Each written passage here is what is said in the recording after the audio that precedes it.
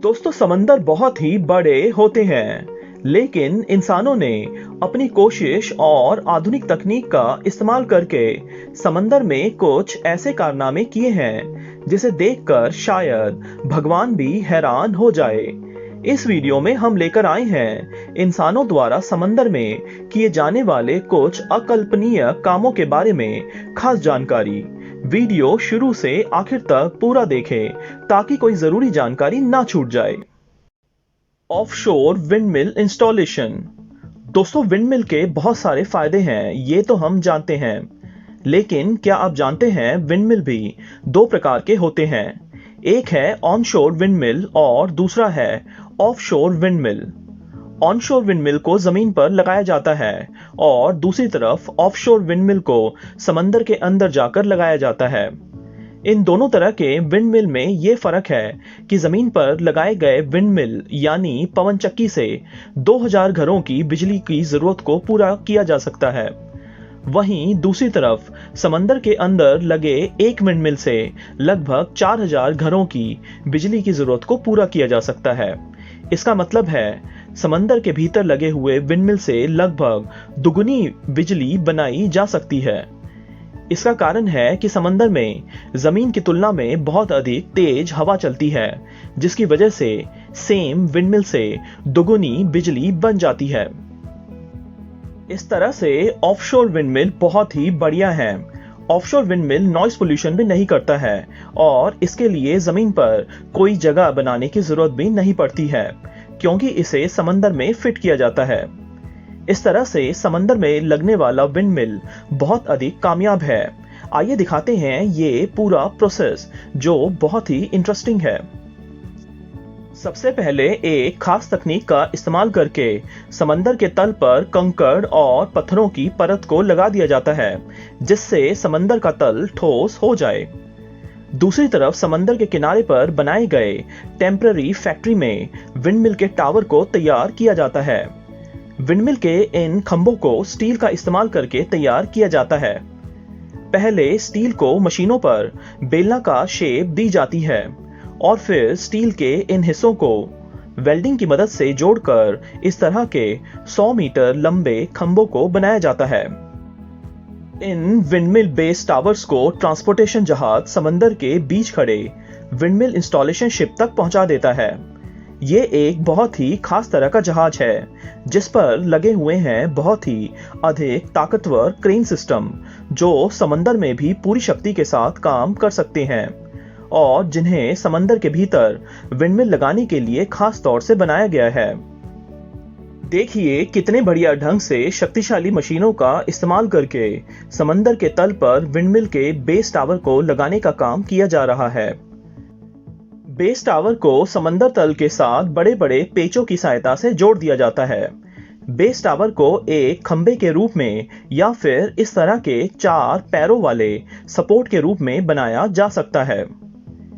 इसके बाद विंडमिल के बाकी हिस्सों को भी जहाजों पर लादकर समंदर में लगे सपोर्ट बेस तक पहुंचाया जाता है। देखिए यहाँ पर किस तरह से एक ही जहाज पर विंडमिल के ऊपर के टावर, विंडमिल के जनरेटर और पंखों को लादा जा रहा है। बहुत ही बड़े साइज के क्रेन्स का इस्तेमाल करके इन हजारों टन के विंडमिल के हिस्सों को एक्सपर्ट्स एक एक करके बहुत ही सावधानी के साथ सही प्रकार से जोड़कर पूरा विंडमिल इंस्टॉल कर देते हैं। इस प्रकार के कई सारे विंडमिल्स को लगाकर विंडमिल फार्म समंदर में लगाया जाता है।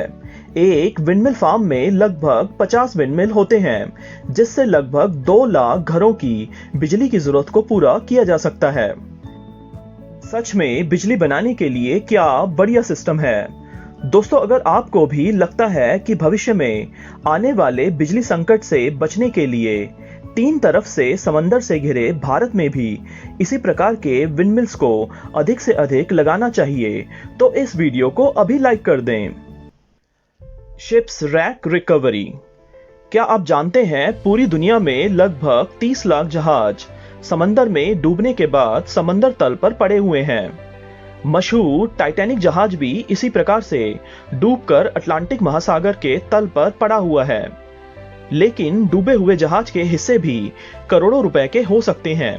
क्योंकि जहाज को बनाने में लाखों टन स्टील का इस्तेमाल किया जाता है और इस स्टील को दोबारा से बाकी कामों में इस्तेमाल किया जा सकता है।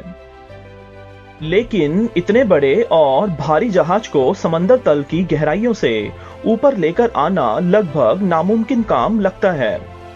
लेकिन वीडियो के इस हिस्से में हम दिखा रहे हैं एक बहुत ही खास तकनीक, जिसका इस्तेमाल करके समंदर तल पर पड़े जहाजों के स्टील और दूसरी चीजों को दोबारा हासिल किया जा सकता है। इसके लिए सबसे पहले एक्सपर्ट्स गोताखोर समंदर तल पर पड़े जहाज का अच्छे से परीक्षण करते हैं। क्योंकि जहाज का साइज बहुत बड़ा है, इसलिए ये फैसला किया जाता है कि जहाज को 8 हिस्सों में काटा जाएगा और फिर इन हिस्सों को एक एक करके ऊपर खींच लिया जाएगा। डूबे हुए जहाज के नीचे की तरफ से ड्रिल कर कटिंग वायर के लिए जगह बनाई जाती है। खास स्टील से बनी इन तारों को जहाज पर रगड़ा जाता है, जिससे जहाज कटकर 8 हिस्सों में बंट जाता है। इसके बाद जहाज के हिस्सों को एक एक करके ताकतवर क्रेन्स का इस्तेमाल करके ऊपर खींच लिया जाता है। जहाज के बाकी छोटे छोटे हिस्सों को भी ऊपर खींच लिया जाता है। इस तरह से प्राप्त किए गए जहाज के हिस्सों को रिसाइकल करके फिर से इस्तेमाल किया जा सकता है और स्टील जैसे संसाधनों को समंदर में पड़े पड़े बेकार होने से बचाया जा सकता है। Offshore corridor construction. वीडियो के इस आखिरी हिस्से में हम दिखा रहे हैं समंदर के बीचों बीच किया गया एक बहुत ही खास तरह का निर्माण।